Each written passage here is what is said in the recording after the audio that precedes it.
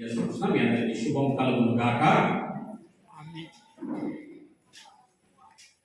గత నెల నుంచి ధైర్యము కూర్చినటువంటి వర్తమానము నేను ఇవ్వడానికి ఇష్టపడతా ఉన్నాను.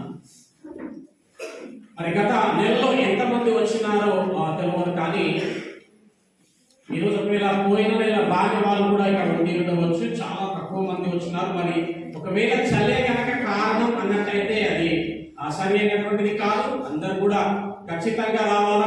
అది సరి కానీ ఏది కానీ ఏ విధమైనటువంటి పరిస్థితి కానీ వాక్యం వినడానికి దేవుని సన్నిధానంలో గడపడానికి దేవుడు మనకి ఇచ్చినటువంటి ఈ యొక్క కృపా సమయాన్ని సద్వినియోగం చేసుకోవాలా అని ప్రేమపూర్వకంగా మనం చేస్తా ఉంటున్నాం. ప్రియమైనటువంటి దేవుడు బిడ్డలారా, క్రైస్తవుడు నలుగురిని గూర్చి ఖచ్చితముగా తెలుసుకొనబద్ధుడై ఉన్నాడు. నలుగురిని గూర్చి క్రైస్తవుడికి తెలవాలా. ఎవరు అనేసి అంటే, ఒకటవది తండ్రి అయినటువంటి దేవుడిని గూర్చి, రెండవది యేసు ప్రభువుల వారిని గూర్చి, మూడవది పరిశుద్ధాత్ముడి గూర్చి, ఇక నాలుగవది ధైర్యమును గూర్చి. ఈ నలుగురిలో ఏ ఒక్కరి గురించైనా కానీ తెలవకుండా ప్రాబ్లం ఏమి ఉండదులే.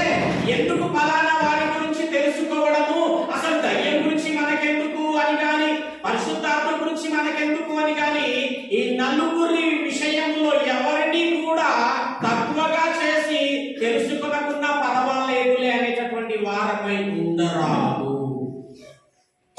క్రైస్తవుడు ఖచ్చితంగా ఈ నలుగురిని గురించి తెలుసుకొనాలా. దేవునికి స్తోత్రం, హల్లెలూయా.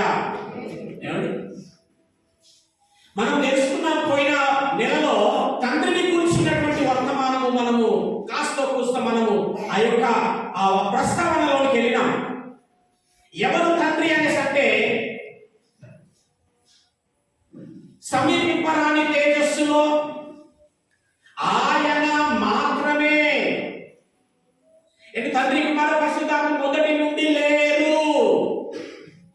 మొట్టమొదట ఆది యందు ఉన్నవాడు ఎవరు అంటే తండ్రి అయినటువంటి దేవుడు. ఆయన మాత్రమే వసించుచు అమరత్వము కలిగిన వాడే, అంటే మరణము లేని వాడై ఉన్నాడు.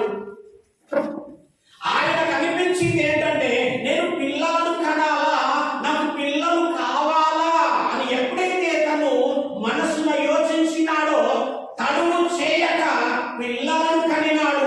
అందులో మొదట కనినటువంటి జ్యేష్ఠ పుత్రుడే యేసు ప్రభువుల వారు. తరువాత పరిశుద్ధాత్ముడు, ఆ తరువాత దూతలను కలుగజేసినాడు. ఆ తరువాత సమస్త మానవులను తనలో కన్నాడు. విషయం చూడండి, మనుషులనేమో కన్నవాడు, దూతలను మాటతో కలుగజేసినవాడు. హల్లెలూయా. ఎవరు ఎక్కువగా కనిపిస్తుంది? మాట్లాడగా ముందుకెళ్ళా. ఎవరు ఎక్కువగా అనిపిస్తుంది? మనుషులనేమో తనలో కన్నాడు, దూతలనేమో మాటతో కలుగజేశాడు. ఎవరు ఎక్కువ అనిపిస్తుంది? మనమే. హల్లెలూయా. ఈ విధంగా క్రీస్తును కని ఆ దూతలను కలగజేసి, ఆ క్రీస్తు కొరకు తన ద్వారా కలగజేసేటటువంటి మనుష్యుల కొరకు పరలోకాన్ని కలగజేసినాడు. దేవునికి స్తోత్రం. ఇక అనుకున్నాడు, నాకు ఇప్పుడు పిల్లలు కావాలా అనుకున్నటువంటి ఆలోచన బట్టి దూతల సభను ఏర్పాటు చేసినాడు. ఒకవేళ రానివాడంటే అర్థమవుతుంది. ఇందులో నుంచి మనం ఈరోజు అంశంలోకి వెళ్దాం. దూతల సభలో ఆ దూతలు ఎన్ని వర్గాలంటే 4 వర్గాల దూతలు. ఒకటి సేరాపులు, ఒకటి సమాచార దూతలు, మూడవది సమర దూతలు, నాలుగవది కెరూబులు. ఈ కెరూబు అంటే హిబ్రూలో మహాబలము గలవాడు. అందుకే వాడికి జీవవృక్ష ఫలము దగ్గర పెట్టినాడు. ఈ సభలో నేను పిల్లలను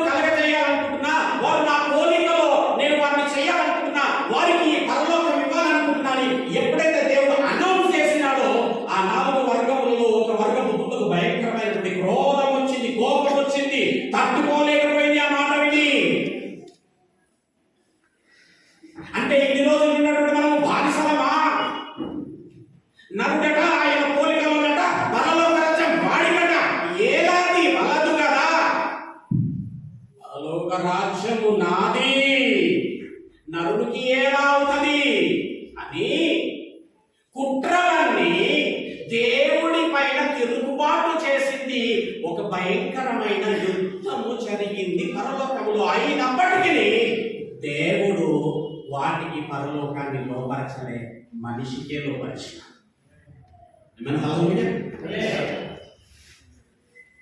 అట్లాగా తండ్రి అయినటువంటి దేవుని కూర్చున్నటువంటి విషయం తెలుసుకున్నాం. ఆ యుద్ధంలో, ఆ మహాభయంకరమైన భీకరమైనటువంటి యుద్ధంలో మిఖాయేలును పంపినాడు దేవుడు. మిఖాయేలు గెలిచినది. ఈ యొక్క కేరుబు అనబడుతున్నటువంటి అపవాది ఓడిపోయినది. ఆకాశం నుండి పరలోకం నుంచి కోసివేయబడినది. కటిగా చీకటి గల బిలములో బంధింపబడినది కొంతకాలం. ఇక పోయినట్టయితే చూసినట్లయితే పరిశుద్ధాత్మని గురించి ఎంత మందికి తెలుసు అసలు పరిశుద్ధాత్మను గురించి? మనం రానేటువంటి వాక్యాలు మనం పరిశుద్ధాత్మ గురించి కూడా తెలుసుకున్నాం. అసలు పరిశుద్ధాత్మ అంటే ఎలా ఉంటది, ఏ విధంగా వస్తుంది, ఎవరి మీదికి వచ్చినట్టు ఎట్లా గ్రహించగలుగుతాం, ఎవరికి పరిశుద్ధాత్మ ఉన్నట్టు, ఎవరికి పరిశుద్ధాత్మ లేనట్టు. చాలా బాగుంటుంది. చాలా మంది ఏం చెప్తారు కదా, మీరు పరిశుద్ధాత్మను పొందుకోవాలండి, ఎందుకంటే ఆత్మ లేని వాడు నా వాడు కాదు కాబట్టి మీరు పరిశుద్ధాత్మను పొందుకోవాలా, మీరు పరిశుద్ధాత్మను పొందుకోవాలా. ఇప్పుడు సంఘంలో పరిశుద్ధాత్మ ఎవరికి వచ్చింది అనేటటువంటి చాలా తేటగా కనబడుతుంది. అందరికీ తెలుసు ఎవరికి వచ్చింది, ఎట్లా గుర్తుపడటం పరిశుద్ధాత్మ వచ్చిందని. అరిచినప్పుడు కావచ్చు కదా, చప్పట్లు గట్టిగా కొట్టినప్పుడు కావచ్చు, ఇంకా ఏదో విధమైన ప్రవర్తన కలిగినప్పుడు కావచ్చు. అరే వాడికి ఈడకి ఈయనకి పరిశుద్ధాత్మ వచ్చింది. చూసే వాళ్ళు సగగిలిపోతా ఉంటారు, నాకెప్పుడు వస్తుందా ఈ పరిశుద్ధాత్మ అని. అందుకే చాలా మంది వచ్చి నన్ను కూడా అడుగుతా ఉన్నారు. అడిగినారు ఏంటంటే, అయ్యగారు పరిశుద్ధాత్మ పొందుపలికి ఏం చేయలేదు గారు. చాలా నిరుత్సాహపడుతున్నారు, చాలా బాధపడతారు. ఈరోజు నేను కూడా మిమ్మల్ని అడుగుతున్నా, పరిశుద్ధాత్మను పొందుకొని ఉన్నారా? హల్లెలూయా. మీలో పరిశుద్ధాత్మ ఉన్నారా? పరిశుద్ధాత్మ నింపుదల ఉన్నారా? ఆత్మ కలిగి ఉన్నారా అసలు? హల్లెలూయా. ఇక నాలుగవ వాడే ధైర్యం. ఇట్లాగా మనము వర్తమానము పోయిన గత నెలలో మనము వింటూ వచ్చినాం. చాలా చక్కటి వర్తమానం. సాతాను ముందు నుంచే కదా, మధ్యలో వచ్చిందా, ఎక్కడి నుంచైనా కలిగిందా అనేటటువంటి మంచి వర్తమానం. ఈ రోజు మనము తెలుసుకోబోతున్నాం దయ్యం గురించి. ఈ రోజే కాదు, మళ్ళా వచ్చే జనవరిలో కూడా దయ్యం గురించే, ఫిబ్రవరిలో కూడా దయ్యం గురించే. ఎక్కడికి ఆయన చిట్టా పద్దులని డాటంతా తీసేద్దాం. హల్లెలూయా. ఎవడు వాడు దయ్యం అంటే ఎట్లుంటది, దయ్యం పడితే ఏ విధంగా ఉంటుంది, దయ్యం పడతదా, పడితే ఎట్లా ఉంటది ప్రవర్తన, అన్ని రాయేద్దాం బైబిల్ నుంచి. హల్లెలూయా. ఈ వర్తమానాలతో నీ బతుకులో ఏం జరుగుతుందంటే, దయ్యం అంటే భయం పోతది. 100% గ్యారంటీ. లేకపోతే నాకు ఫోన్ చేయండి 8106926266 ఈ వర్తమానం అనేది తర్వాత. అన్న నాకైనా భయపెట్టినారు, మీరు ఫోన్ చేయండి, నేను ఏదైనా ఓడిపోతా. ఈ వర్తమానాలు వింటే నీకు దయ్యం అంటే భయం పోతుంది. ఎందుకు ఇప్పుడు ఆ భయం నీకు అంటే, అసలు దయ్యం ఎట్లుంటుందమ్మా అన్నా. నేను చెప్తానన్నా, ఆ ఎట్లుంటుంది బాబు, తెల్ల చీర కడతాదన్న ఫస్ట్ చెప్పేది అదే. ఎవడిష్టం లేదు. మళ్ళా చీర ఎప్పుడు తగలగలాడుతూనే ఉంటుంది, మనం ఉతికిన వాసిపోతుంది. అది ఎప్పుడు తెలుస్తూనే ఉంటుంది. మరి ఏ ఎక్సెల్ వాడుతుందో మనమైతే ఏ ఎక్సెల్ వాడతాము. దానికి జీవిస్తూ ఎవడిష్టం లేదు. రెండవది రెండుకాయ పోసుకుంటారన్నా. మూడోది కూర పండుగ ఉంటాయన్నా. నాలుగోది అయితే నల్ల ఉంటుందన్నా, లేకపోతే తెల్ల ఉంటారు అన్న. పంట దోశలు పెడుతుందన్నా, దాని కాలం వెనక తీసుకుంటాయన్నా. కరెక్టే కూడా. కుదిరితే గాజులు పెడుతుందన్నా, ఇంకొంచెం ఫెసిలిటీ ఉంటే హైటెక్ అక్కడ కూర పెడుతుంది అన్న. ఎప్పుడు వస్తుంది అంటే అన్న, ఎప్పుడు కనబడుతుంది అంటే అన్న, ఎప్పుడు కనబడుతుంది అది రాత్రి. అంటే ఈ డ్యూటీలు కూడా రాస్తున్నారు. రాత్రి పోవాలా, ఓన్లీ నైట్ డ్యూటీస్.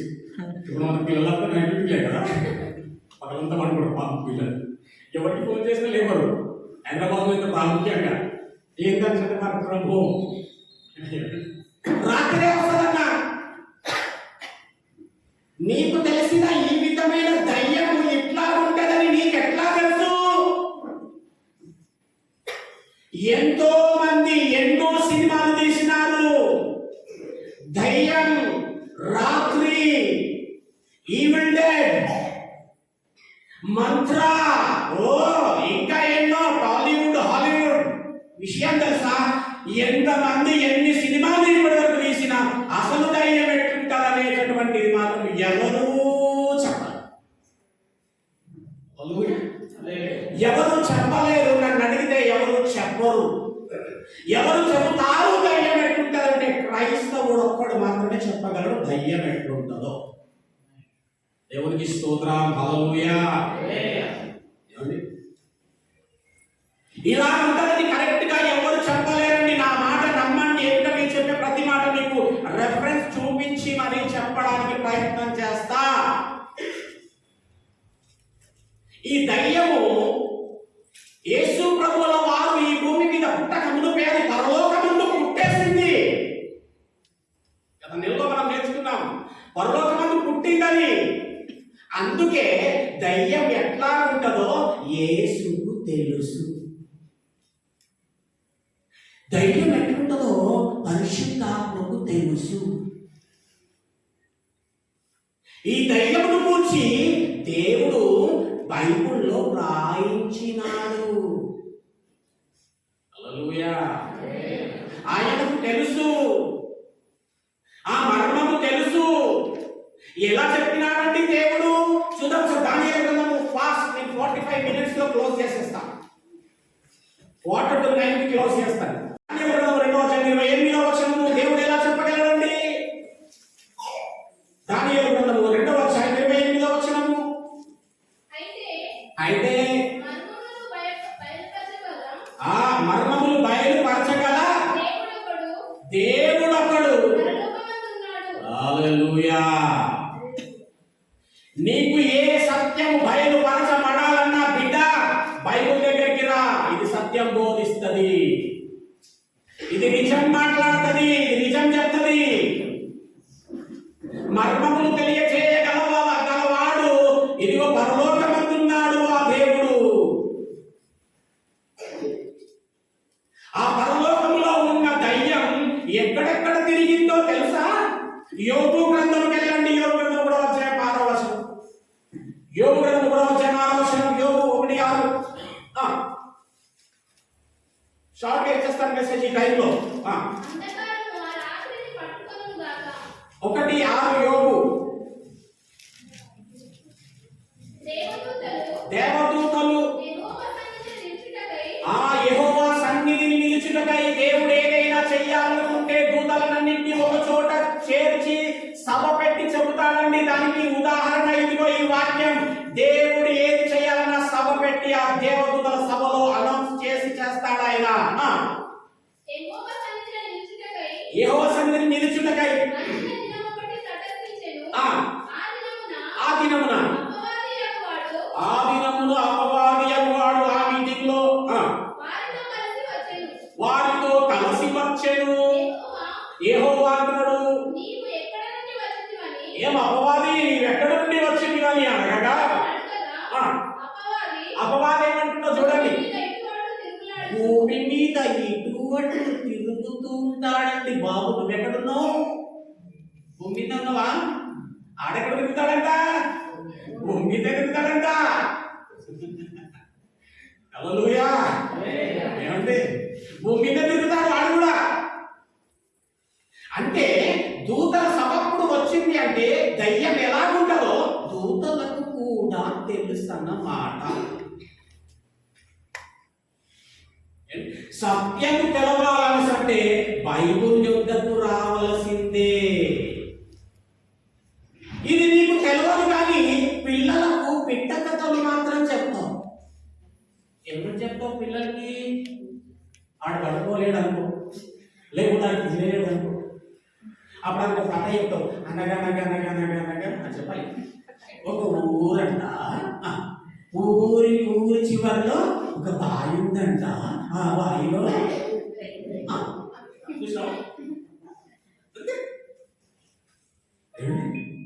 వాడికి ఒక కథ చెప్పేసేస్తావు.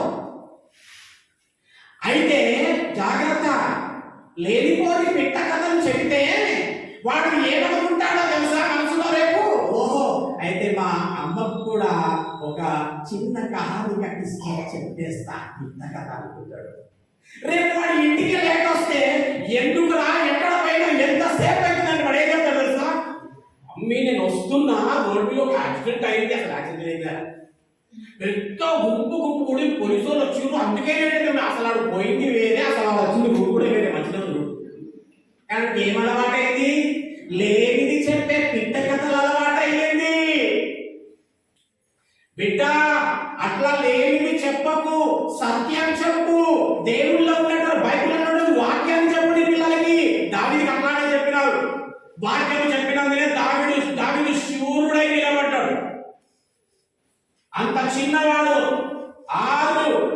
9 అడుగుల ఎత్తున్నటువంటి ఆ ఆశానుభావుని కొట్టగలిగినాడు. గల కారణం ఏంటంటే దేవుని యొక్క బలమును ఎరిగిన వాడు చిన్నప్పటి నుంచి.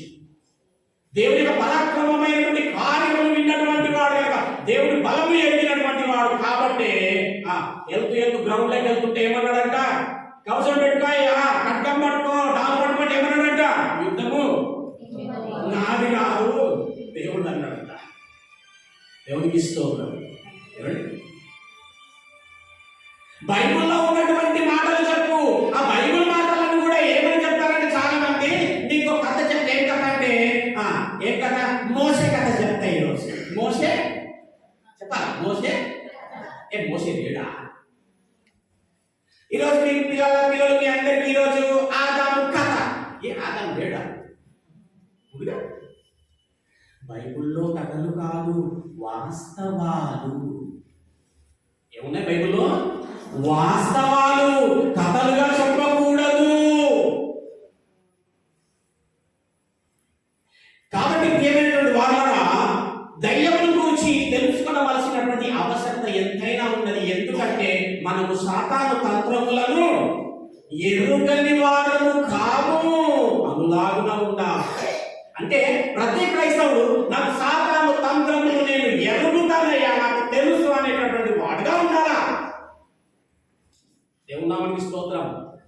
దయ్యం ఎట్లా ఉందంటే మళ్ళొకసారి చెప్పకు, తెల్ల చీరను ఏమండి ఇంటికి నిద్రపోస్తాను. మళ్ళీ ఒక విచిత్రమైన విషయం అంటే మగవాళ్ళందరూ కూడా సతపుసలైనట్టు ఆడలే దయ్యాలి. దయ్యం అంటే చీరనే ఉంటుంది, ఇక ప్యాంట్ షర్ట్ ఉంటుంది, వాళ్ళ తోతుంటుంది. ఏం మగవాళ్ళ సతపుసలమా అవన్నీ రామ్ గోపాల్ వర్మ చెప్పినటువంటి చూపించిన సినిమాలవి, యందమూరి వీరేంద్రనాథ్ రాసిన నవలవి, చందమామ కథలవి.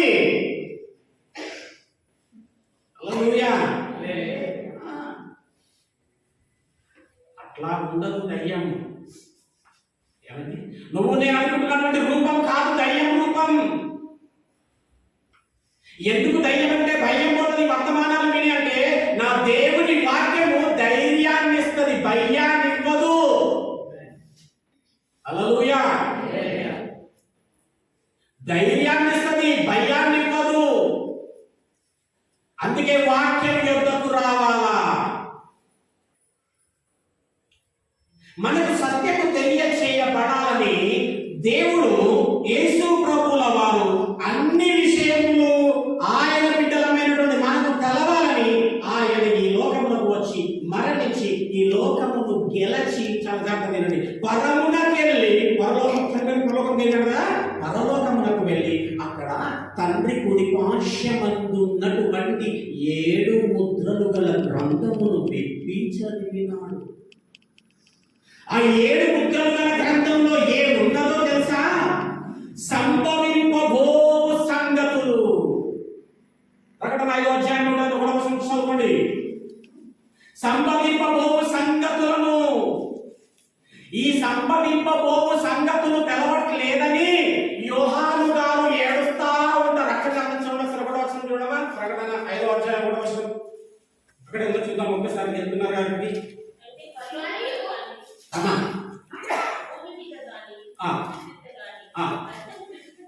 చాలా జాగ్రత్తగా వినండి. భూమి మీద కానీ భూమి క్రింద కానీ పరలోకమందు కానీ గ్రంథము విప్పుటకు చూచుటకైనను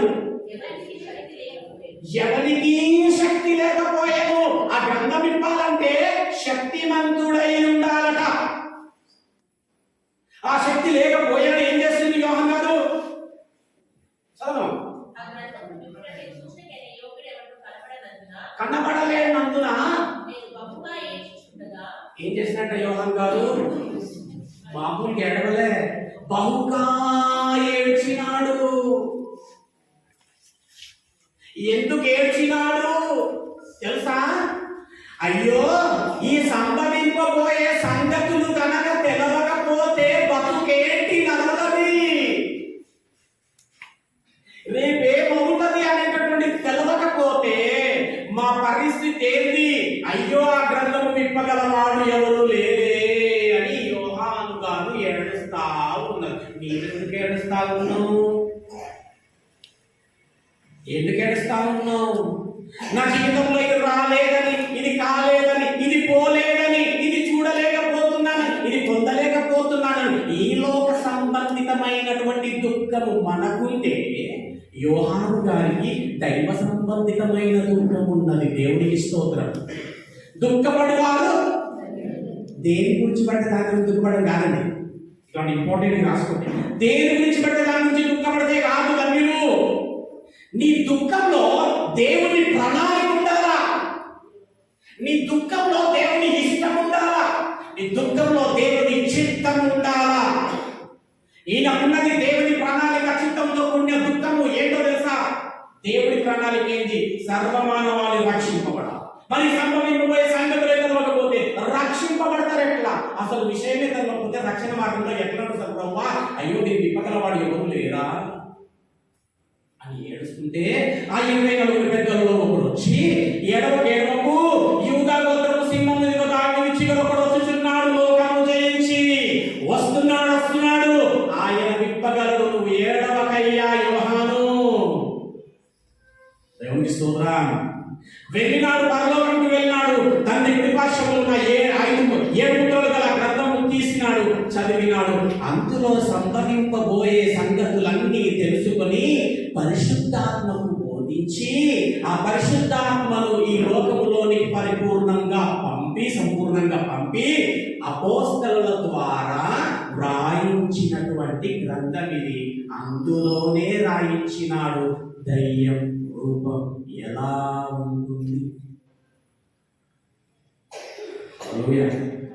యెహెజ్కేలు 28వ అధ్యాయం మనకు విరోధి అయినటువంటి దయ్యముల గురించి కూడా దేవుడు తెలియజేస్తాడు. ఎందుకంటే నీకు దయ్యం అంటే భయము ఉండొద్దు. వాస్తవంగా యథార్థంగా ఒకసారి చెప్తాము, నిజంగా చెప్పుకుందాం. మనకు దయ్యం అంటే భయమా, దేవుడు అంటే భయం ఉందా మనిషికి?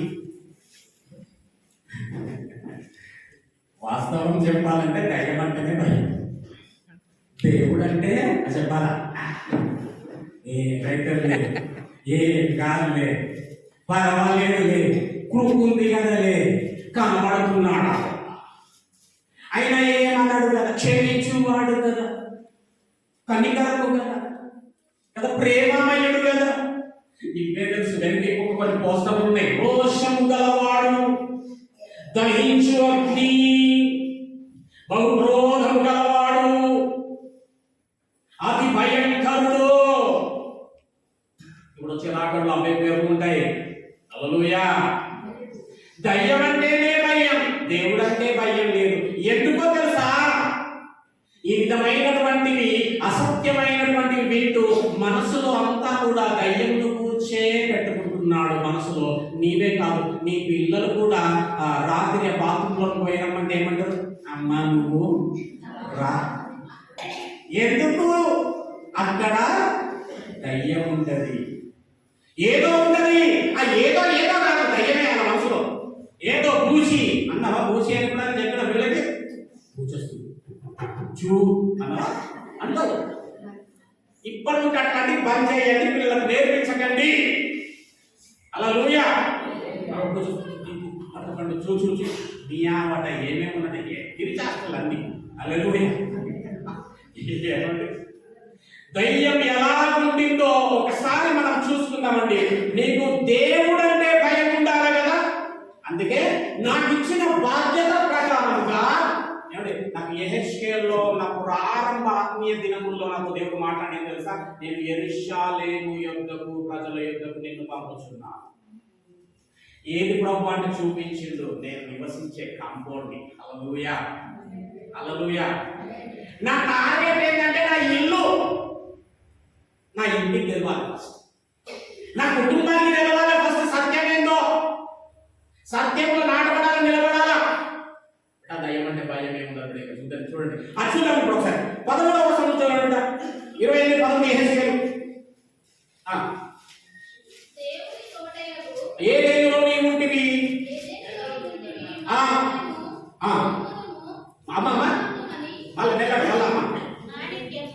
మాణిక్యము దయ్యం రండి ఏమండి, అది పడదోయ పడక ముందు దయ్యం ఉన్నటువంటి విధానం. మాణిక్యము, గోమేధికము. ఎవరు నేర్చుకున్నారండి? చూడండి, బంగారం ఒకటే తెలుసుకోవచ్చు, లేకపోతే ఒక ముత్యం, లేకపోతే రింగులో పడడం, అంతే.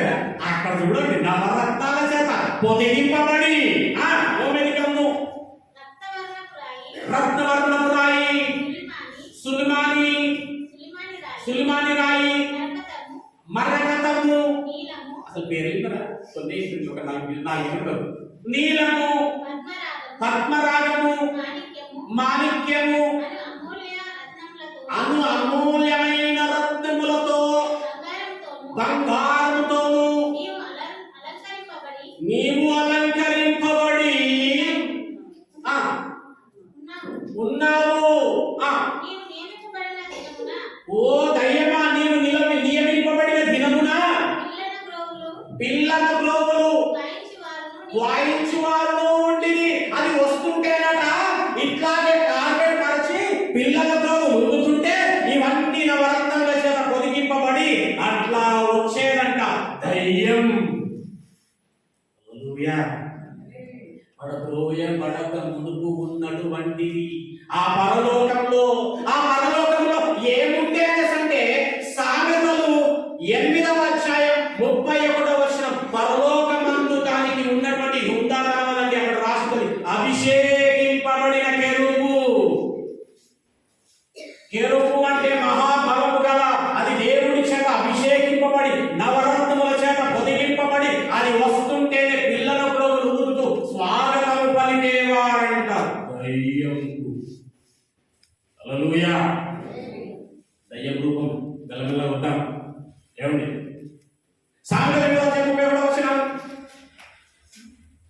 అక్కడ రాసింది పరలోకములో సంతోషం ఉంటదంట.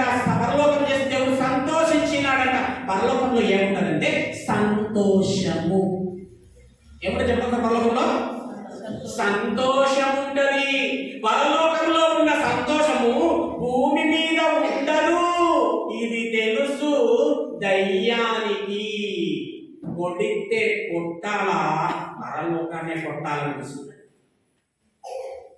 మరి భూమి మీద ఏముంటారన్నా? పగలు, కుళ్ళు, కుతంత్రాలు, ఈర్షలు, ద్వేషములు, ఆకలి తప్పులు, అవమానాలు, నిందలు, అప్పుల బాధలు, అబ్బో ఎన్నో. పరలోకంలో ఏముంటదన్నా? సంతోషం తప్ప ఏముంటదన్నా? దేవునికి స్తోత్రం. హల్లెలూయా. నిత్యము సంతోషం. ఇక దయ్యం అనుకుంది కోటిపే పరలోకాన్ని కొట్టాలా అని. ఇది అనుకుని ఉంటే దేవుడు ప్రకటించినాడు, మీకు కాదు పరలోకము నరులంట. ఇక తట్టుకోలేకపోయింది. అది తెలిసినటువంటిది ఒకసారి ఏమైంది అనేసంటే, ఇంకోటి ఇది ఎక్కడికి వస్తుంది అనేసంటే, ప్రియమైనటువంటి వాళ్ళ చూద్దాం. లూకాసు వార్త 4వ అధ్యాయం. ఒకానొక సమయమందు ఎక్కడికి వచ్చినాదో ఒకసారి చూద్దాం. ఎక్కడికి వచ్చి ఎవరితో ఏమన్నదో చూద్దాం. లూకాసు వార్త 4వ అధ్యాయం 6వ వచనం. ఈ అధికారమంతయు ఎక్కడొచ్చిందా సార్? కొండ మీద యేసు ఉపవాసం ఉన్నాడట. యేసు దగ్గరికి వెళ్ళినాడంట. ఓ యేసు, ఈ అధికారం అంతయు అమ్మా, ఈ రాజ్యముల మహిమంతా నీకు ఇచ్చేస్తా, అది నాకు అప్పగింపబడింది. నేను అంటున్నా వినండి, దీనికి అప్పగింపబడినటువంటి ఈ రాజ్యమంతా ఈయనకి ఇచ్చేస్తే ఇదేంటికి పోవాలి? వల్ల ఎడికి పోవాలి తెలుసా? ఇది ఏడికి పోవాలనుకుందో తెలుసా? పరలోకం. దయ్యం కూడా వినండి, దయ్యం కూడా అంటుంది ఏంటంటే నాకు ఈ లోకం వద్దు, నాకు పరలోకం కావాలా. హల్లెలూయా. నువ్వేమంటావంటే రివర్స్, నాకు ఆ లోకం వద్దు డాక్టర్. ఎంత కరెక్ట్ సార్, నేను బతకాలి డాక్టర్, ఈ లోకంలో అవమానాలు పడాలి డాక్టర్, హఠదప్పులు పడాలి డాక్టర్, అప్పుడు నేను భరించాలి డాక్టర్, నీకు డాక్టర్ నన్ను బతికించు, ఈ ఇల్లైనా సరే నీకు కావాలన్న ఫీజు నేను ఇస్తాను కానీ బతికించు. మళ్ళా అప్పు చేసుకుని డాక్టర్ పుట్టలేదు డాక్టర్. ఎక్కడికి ఈ లోకంలో పడి నేను చూడాలి డాక్టర్. దయ్యమంటుంది నాకు ఈ లోకం వద్దు, యేసు తీసుకో, నమస్తే చేయాలంటే నీకు ఇచ్చేస్తా, నాకు పరలోకం కావాలా, అది నాది. అంటే దయ్యం టార్గెట్ ఏంది చెప్పాలి, నీ టార్గెట్ ఏంది? హల్లెలూయా. వాస్తవం, నిజమే. లేదు లేదు, ఇది ఎరిగిన పౌలు గారు అందుకే అన్నారు, ఆయన కలిగిన సమస్తం ఎట్లా చూసినట్టు ఇది పెంట. క్రీస్తే నా గురి నా కొరకు ఏదైతే బహుమానం పెట్టినాడో, బహుమానం అనే ఆ పరలోకమే నాకు కావాలా, నాకున్న సమస్తం పెంట. హల్లెలూయా. యేసు ఇదిగో తీసుకో, నాకు ఈ లోకం వద్దు, నాకు పరలోకమే కావాలా. ఎంత ఫిక్స్ అయిపోయింది తెలుసా ఇది? అది ఏమనుకున్నదంటే నేనే తక్కువ కాదు, నేను దేవుడితో సమానుడను కదా. ఏంటి దయ్యం? ఎట్లా సమానుడు దయ్యం? ఆయన సుందరుడు, నేను చెప్పాల సుందరిని. ఆయనకు బలమున్నది, నాకు కూడా బలమున్నది. నేను దేవుడితో మంచి దయ్యం అండి, దేవుడి కంటే ఎక్కువ లేదు. ఏంటి? నేను దేవుడితో సమానుడను. చూడండి ఒకసారి, అవునా కదా? యెషయా గ్రంథం 14వ అధ్యాయము 13వ వచనము. యెషయా గ్రంథం 14వ అధ్యాయం 13వ వచనం. తొందరగా. ఆకాశములకు ఎక్కిపోయేదను, నక్షత్రములంటే దేవుని జనులు, దేవుని జనులకు ఎవరికైతే పరలోకం ఇస్తారో వాళ్ళకు పైగా అది నా సింహాసనము హెచ్చించుకుంటా వీళ్ళందరికంటే మీద. ఉత్తర దిక్కుననున్న సభాపర్వతము అంటే ఉన్నతమైనటువంటి స్థానము, సభా పర్వతము మీద ఉన్నతమైన స్థానము నేను కూర్చుందును, మేఘమండలము మీదకి ఎక్కెదను. అండర్లైన్ విశ్వాసి ఏమన్నా చూడండి, చూడండి, మహోన్నతునితో నన్ను సమానునిగా చేసుకుంటా, నేనే తక్కువ కాదు. అభిషేకింపబడ్డ వాడిని, బలము గల వాడిని. ఇంకొకటి ఎలాంటి వాడినో తెలుసా? అదే యెహెజ్కేలు 28వ అధ్యాయం బిడ్డ ఒకసారి ఎలాగనుకుంది అనేసి అంటే కీర్తన 45:2లో ఉంటది, దేవుడంట సుందరుడు, అతి సుందరుడు. దేవుడు ఎట్లా అంటే సుందరుడు, అతి సుందరుడు. కదా? 10,000లో అతి సుందరుడు, అతి కాంక్షణీయుడు. నేను సుందరుడనే, నేను సుందరుడనే, నేను సుందరినే. అయ్యో అక్కడ అలా రాస్తుంది కదా. ఇప్పుడు ఇది కూడా చూడండి, దీని గురించి కూడా ఏం రాస్తుందో చూడండి. ఎంతో వచ్చింది గర్వం. అదే 14వ వచనం చదవండి బిడ్డ ఒకసారి. సారీ 17వ వచనం చదవండి ఒకసారి. 17వ వచనం 17. నీ సౌందర్యము చూచుకొని నీవు గర్వించిన వాడవై. ఎవరి సౌందర్యం చూచుకున్నానంట? దయ్యం ఎవరి సౌందర్యం చూసుకుంది? దాని సౌందర్యం. అంటే దయ్యం ఎలా ఉంటది చెప్పాలా? సౌందర్య అంటే పేరు పెట్టండి. సౌందర్య అంటే ఏంటి అర్థం?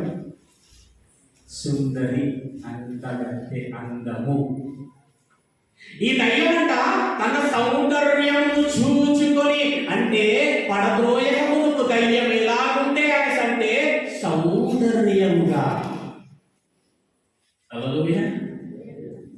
అది నవరత్నముల చేత పొదిగింపబడిందో బాగుంటుంది. లేదా తెల్ల చీర కట్టుకునే ఉంటది, మల్లెపూలు కట్టుకునే ఉంటది, ఎంటికే తీరబోసుకునే ఉంటది.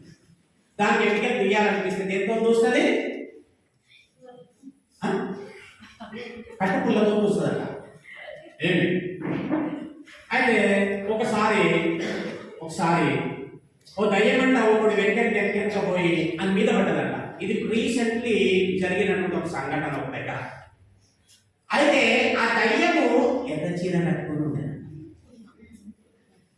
నేను అక్కడ ఒక మనం కలిసిన అబ్బాయి కలిసి అన్న విన్నావా అనే సంఘటన ఏం సంఘటన పోమన్నా అన్న పలానా కదా ఇంకెక్కడ దయ్యం పోయిందన్నా కొంచెం మించి 12 దాటినది. ఇంకా 9 నెక్స్ట్ అది ఎందుకంటే పోయిందంటే ఎర్ర చీర కట్టుకోండి అన్నా మీద పడిందంటే నాకు దమ్యాలు. నేనన్నా ఎక్కడ చిన్న కట్టుకున్నారు కదా ఎక్కడ చిన్న వచ్చింది చాలా ఏం కాయ కదా కోడిన మార్పు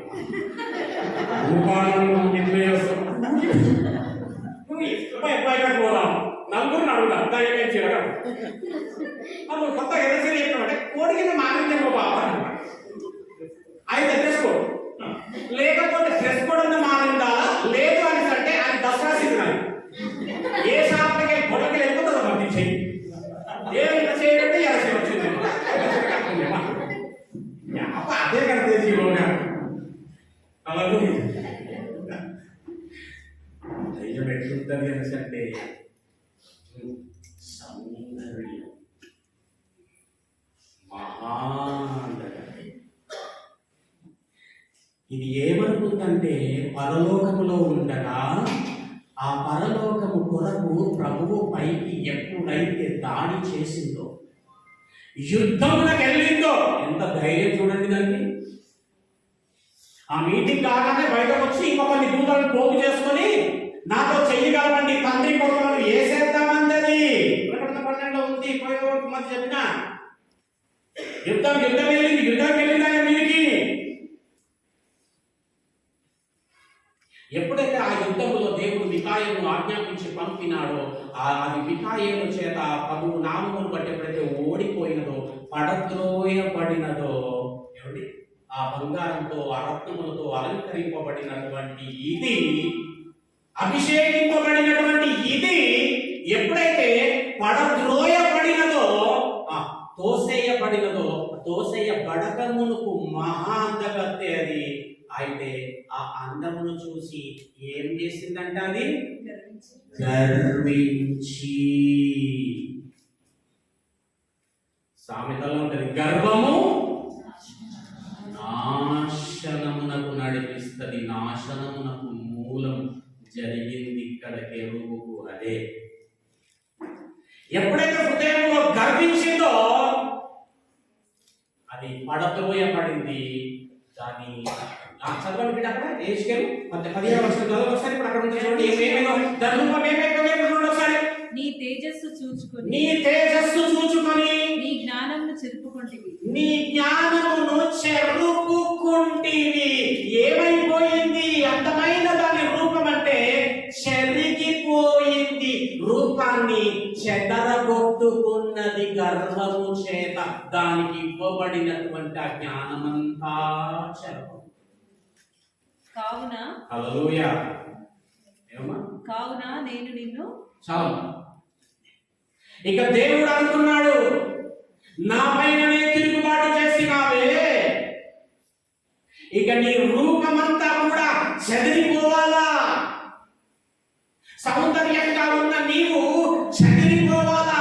నీ రూపమంతా కూడా చెరిపివేయబడాలా. దయ్యమా, నీ అలంకరంతా కూడా చెరిపివేయబడాలా.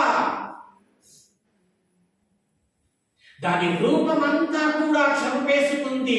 ఒక వికృతమైనటువంటి రూపమును దాచుకుంది. దయ్యం.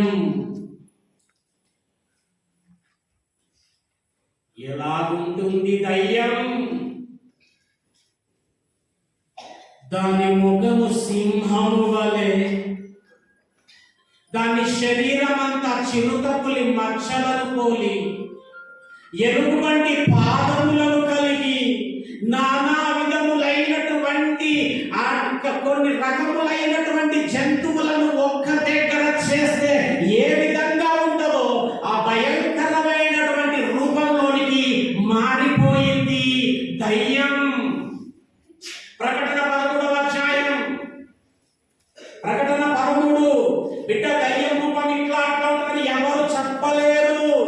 ఒకనాడు ఉండే దయ్యం మహా అందగాడు, కానీ ఎప్పుడైతే హృదయం గర్వించిందో ఇదిగో దయ్యం రూపం ఎలా ఉంటుందంటే ఇలాగైపోయింది.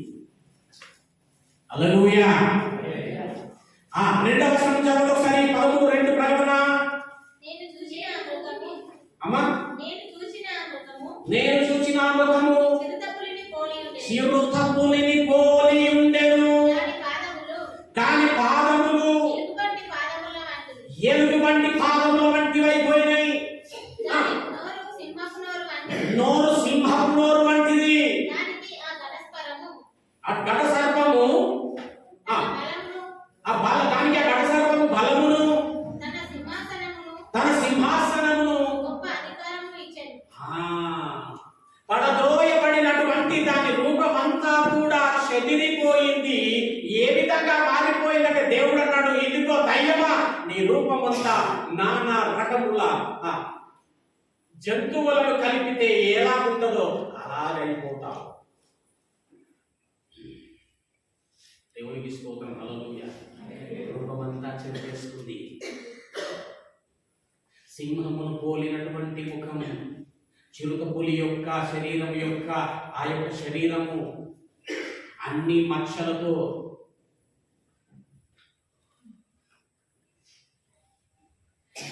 అయితే దీని గూర్చి ఇది ఎక్కడి నుండి వచ్చిందంటే మొదటి వచనం చదవడం ఒకసారి. అక్కడ మొదటి వచనం చదవడం ఒకసారి. అమ్మా, 10 కొమ్ములను 7 తలలను. ఎక్కడి నుండి పైకి వచ్చిందంటే ఇది సముద్రంలో నుండి పైకి వచ్చింది. ఈ యొక్క క్రూర మృగము అనేటువంటిది యాంటీ క్రైస్టిక్ ఫాల్స్ ప్రాఫిట్ ని సూచిస్తా ఉంటది. ఇది ఎక్కడి నుండి వచ్చిందంటే సముద్రంలో నుంచి, జలములో నుంచి వచ్చింది. జలములు అనేసంటే అక్కడ ఉన్నటువంటి విధంగానే తీసుకోవడానికి వీలు లేదు. జలములు అంటే జనములు, జనములలో నుండి పైకి వచ్చినది. ఎట్లా చెప్తున్నారండి జనములు అని చెప్పేసి మీరు 17వ అధ్యాయం ప్రకటన 17వ అధ్యాయం చూద్దాం ఒకసారి. 10 కొమ్ములు అనేటటువంటిది 10 రాజ్యములకు సూచన.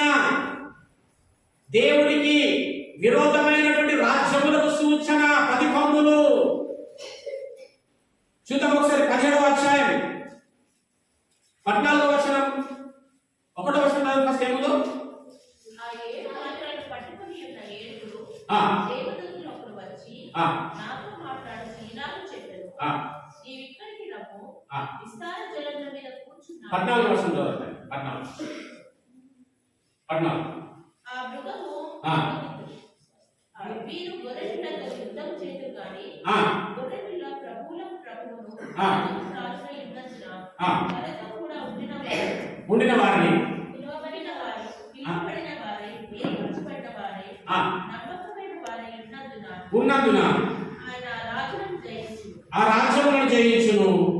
మరి ఆ దూత నాతో ఇలాగ చెప్పాడు, ఆ వేశ్య కూర్చున్న చోట నీవు చూచిన జలములో, అక్కడ అక్కడ ఏంటది, ఆ వేశ్య కూర్చున్న చోట నీవు చూచిన జలములో ప్రజలను, జలములు, జలములు, ప్రజలు.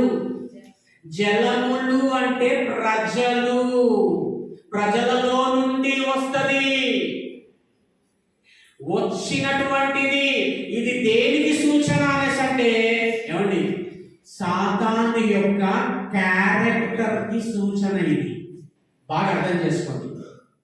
నీవు నేను అనుకుంటున్నటువంటి విధంగా రూపం కాదు, ఉండదు. ఇదిగో ఈ క్యారెక్టర్స్ ని పోలి ఉండేది దయ్యం. దేవునికి స్తోత్రం, హల్లెలూయా.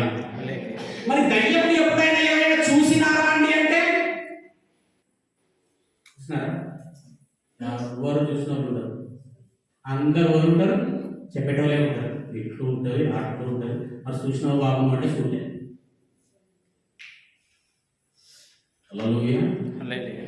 నువ్వు నేను అనుకుంటున్నటువంటి విధముగా దయ్యం ఒకరిలో దూరి స్టేజ్ మీద పడేసి బొర్లించదు.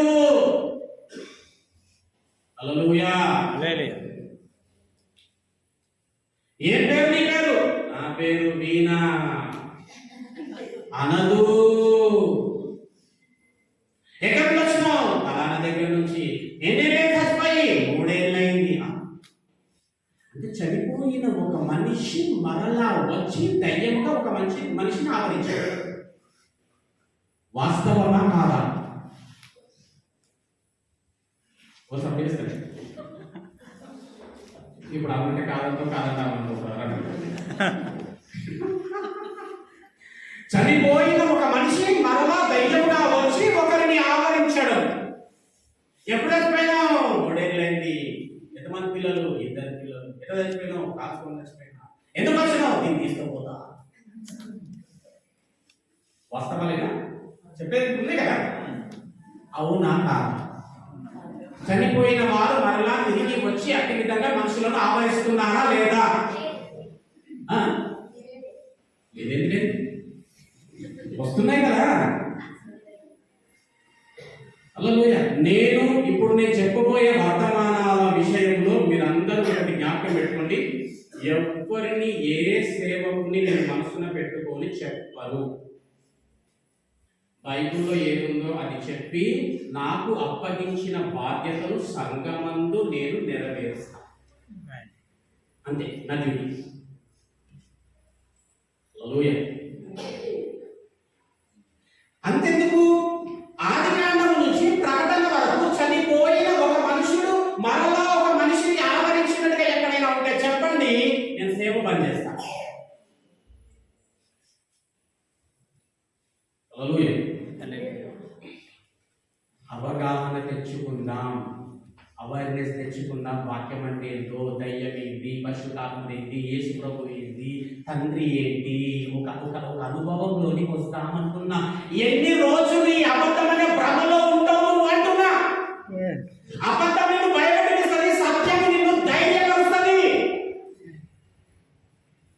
ఓ బయటకు ఏమంటది? ఓమంటే నేను పోను.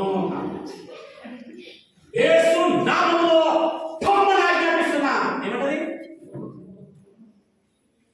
అప్పుడు యేసు ప్రభు శిష్యులు దయ్యం పట్టిన దగ్గర పోయారు. బయటకు ఏమైంది? ఏమైంది? ఇప్పుడు బయటకు ఏమైంది? సంగతి తెలియట్లేదు. చాలా ఏం జరుగుతుందో తెలియట్లేదు. నేను చెప్తా. జనవరి ఫిబ్రవరిలో అద్భుతమైన వర్తమానం. దయచేసి ఎవ్వరు మిస్ కాకండి. పాఠం లాగా ఉంటుంది నెక్స్ట్ మెసేజ్.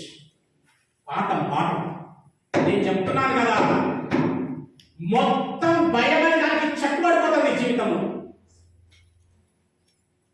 నువ్వేం చేస్తున్నావు అంటే, నీకు చదువు వీలు లేకనో లేకపోతే చదవలేకనో చూసి నమ్మేస్తున్నావు, విని నమ్మేస్తున్నావు, భ్రమలో బ్రతుకుతున్నావు, బతుకంతా భయపడుతున్నావు. హల్లెలూయా. పడద్రోయబడినది ఈ విధమైనటువంటి క్యారెక్టర్ గలది. ఏ విధంగా చెబుతున్నారండి అంటే, పేతురులో ఉంటది. ఏమనుంటది? అది అనుకున్నాడంట, ఎవరి వలన నాకు ఈ రూపం వచ్చేసింది, ఎవరి వలన ఈ విధమైనటువంటి పరిస్థితి కలిగింది నాకు. ఎవరి వలన కలిగిందండి? మనుషుని వలన. ఎట్లా మనుషుని వలన? పరలోకం వాడికి ఇస్తా అంటేనే కదా నేను దిగిన రంగంలోకి. ఆయన వలననే కదా యుద్ధం చేయాల్సి వచ్చింది. ఆయన వలనే కదా నా పరిస్థితి, నా బతికిట్లయింది. నేను వాడిని వదలా. ఏం చేస్తావు అయ్యమ్మా? 2వ పేతురుకి వెళ్ళి చెప్తా ఏం చేస్తానో నేను. 1 పేతురు 5వ అధ్యాయం 8వ వచనం. రూపము జ్ఞానము చెరుపుకున్నారు,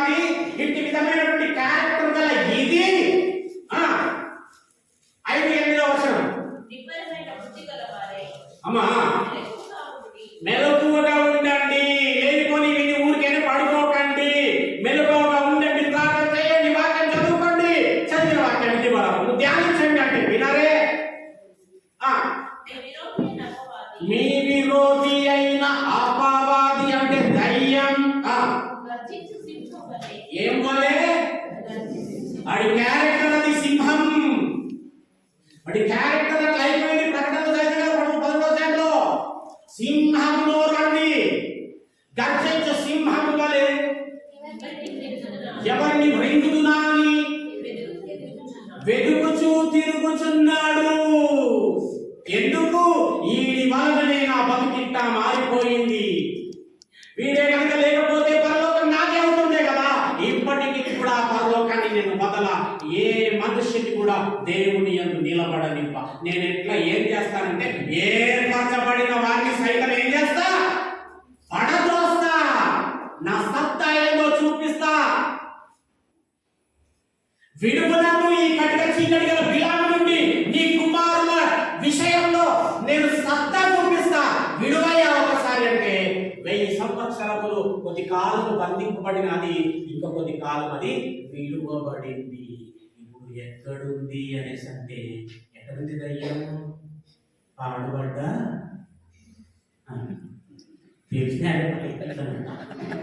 పాడుబడ్డ బంగ్లాలో ఎక్కడుంది ఇప్పుడు ఆ దయ్యం? సమాధి తోటలో. ఎక్కడుంది దయ్యం? బావిలో. ఎక్కడుందో తెలుసా దయ్యం? ఎక్కడుందో తెలుసా దయ్యం? ప్రకటన 12. ఎక్కడుందో ఎట్లా ఉందో చూద్దాం. మళ్ళీ నేను అర్థమయ్యేలాగానే ఒక ముక్క చెప్తా, క్లుప్తంగా చెప్పను. ఇక మీరు ఇది సరిగ్గా వింటే మీకు అర్థమైపోతుంది ఏందో దయ్యం. ఎనిమిదవ వచనం మంచిగా వినండి. మరలా అపవాది ఎత్తైన ఒక కొండ మీదికి ఆయన తీసుకొని పోయి యేసును వినండి. యేసు విను. ఎట్లా వచ్చిందో తెలుసా ఆయన దగ్గరికి?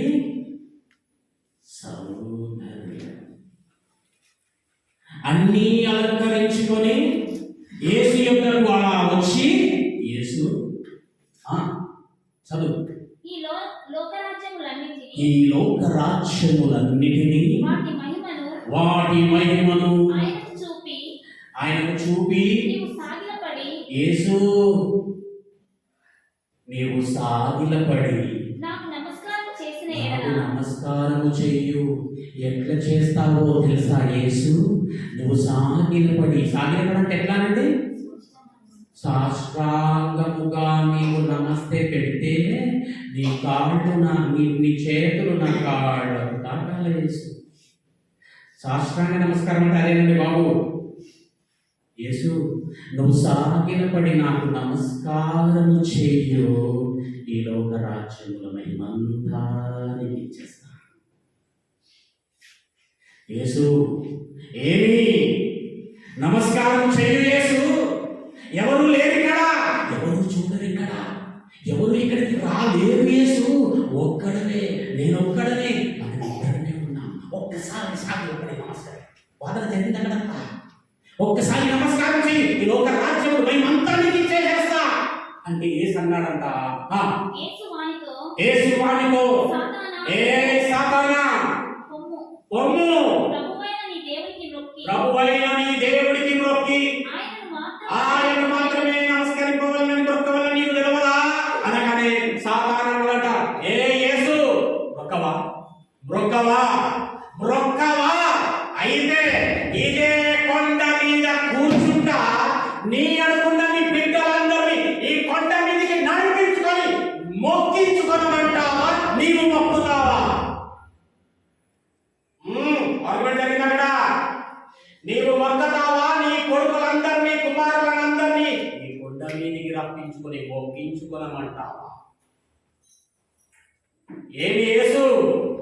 ఓ ఇక చూడు, ఇక్కడే ఉంటా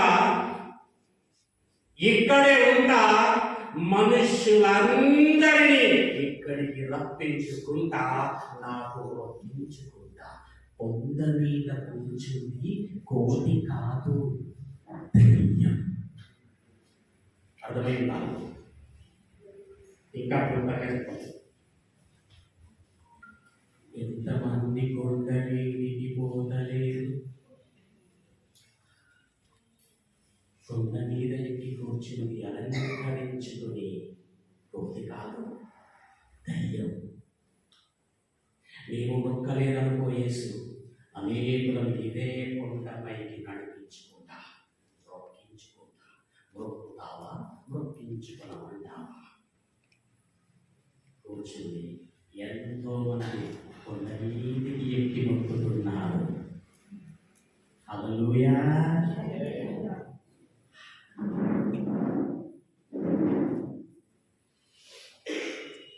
గర్జించు సింహం మొక్కుతున్నారు. అర్థమైందా? అర్థమై ఉండాలా?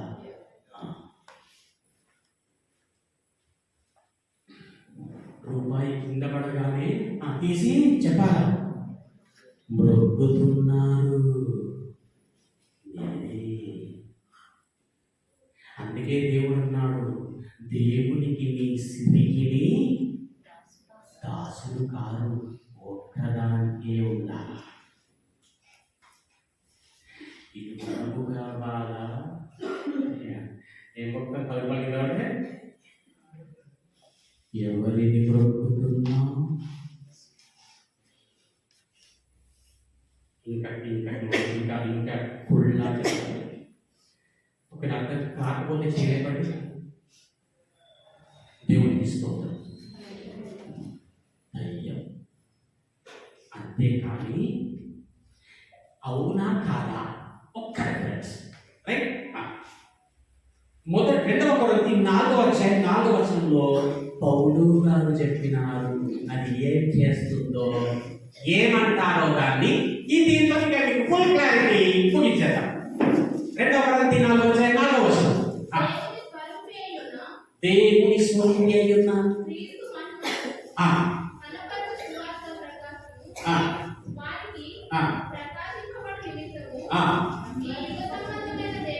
అండర్లైన్ విశ్వాసి, విశ్వాసి, ఈ యుగ సంబంధమైన దేవత.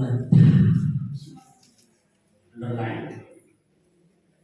అది ఈ యుగ సంబంధమైన దేవత. అవ్వ దగ్గరికి పోయి ఏమన్నదో చెప్పండి ఒకసారి, ఎవరైనా చెప్పండి. అబ్బా అబ్బా ఈ పండు తిను, ఇప్పుడన్నా చెప్పండి. చావనే చావవు చెప్పండి.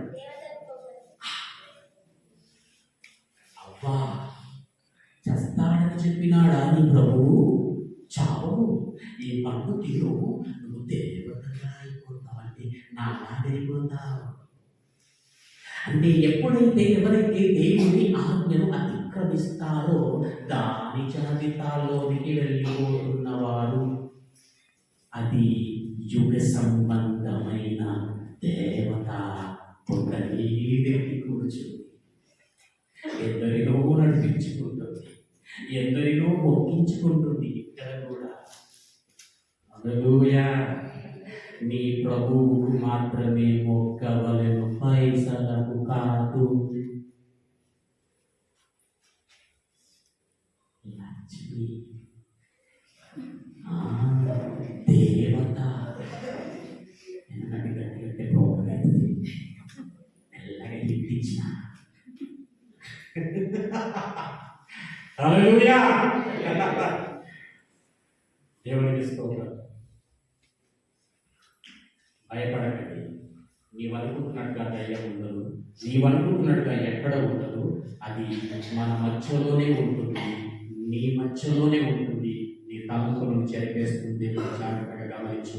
చెప్పుకున్నట్లయితే దానిని ఆజ్ఞాపించు, దానిని గద్దించు, వాక్యం ద్వారా దాన్ని ఓడించు. దేవుడికి మాత్రమే భయపడు. హల్లెలూయా. దేవుడికి కొన్ని వాక్యము మన ఆత్మీయ దీవించి ఆశీర్వదించును గాక.